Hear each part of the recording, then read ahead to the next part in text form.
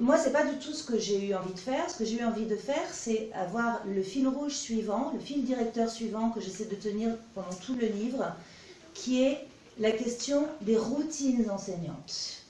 C'est-à-dire, même pas du tout la question de l'extraordinaire, donc des groupes militants, parce qu'il y en a toujours eu, des groupes militants qui se sont créés pour militer sur un enseignement d'histoire différent, etc. Ça, j'en parle un petit peu. Mais celle qui m'intéresse le plus, c'est ce que j'appelle une histoire par en bas, c'est-à-dire au fond déminer les débats mal posés, sortir par le haut des débats par une histoire par en bas. Voilà.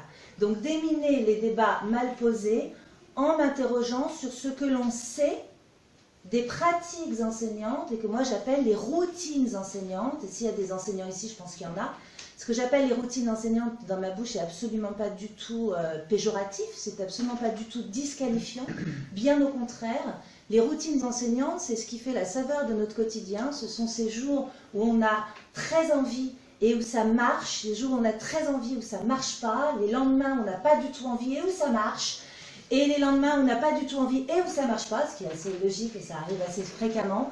Ce sont aussi des élèves, voilà, ce sont des élèves qui ont des choses à dire sur ce qu'on leur enseigne, et j'ai aussi voulu essayer de redonner la parole aux élèves dans ce livre, pas simplement aux enseignants. Et je vous expliquerai comment, avec des archives aussi, des archives inédites. Ce sont des enseignants sur lesquels tombent des réformes, de plus en plus fréquemment d'ailleurs. Ça aussi je le montre, vraiment une accélération du rythme des réformes. Et les réformes, ce n'est pas simplement des programmes qui sont changés. C'est aussi des circulaires, des réformes structurelles de l'éducation. J'en parlerai aussi tout à l'heure, mais quand il y a une réforme structurelle, c'est-à-dire quand tout à coup on passe au collège unique, on ne peut plus du tout penser la question des pratiques comme on l'a pensé avant qu'il y ait le collège unique. Ça a des effets immédiats en fait sur les pratiques enseignantes, d'avoir tout à coup une arrivée de nouveaux publics scolaires. Voilà.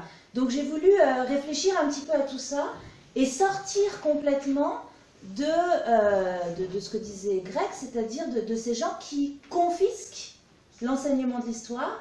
D'abord des universitaires il y a très très longtemps, mais ça encore c'était compréhensible et je vous dirai aussi pourquoi, mais surtout aujourd'hui des polémistes, voilà, et des polémistes qui sont soit académiciens, soit journalistes tout simplement, qui ont 1 an d'enseignement dans les pattes, même pas toujours l'enseignement de l'histoire d'ailleurs, et qui ne cessent de nourrir des débats qui sont à chaque fois présentés comme des débats inédits, alors que ce que je montre dans le livre, c'est qu'en fait, ce sont des débats qui sont intrinsèquement liés à la nature même de l'enseignement de l'histoire et qui existent depuis que l'enseignement de l'histoire à l'école publique existe. Voilà.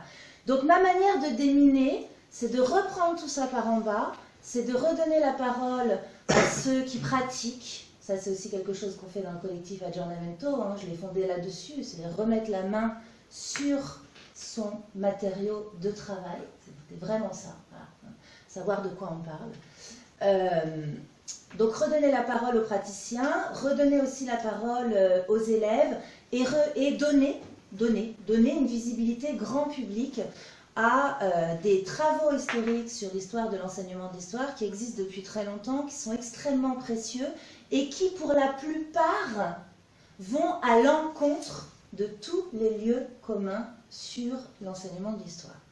Alors,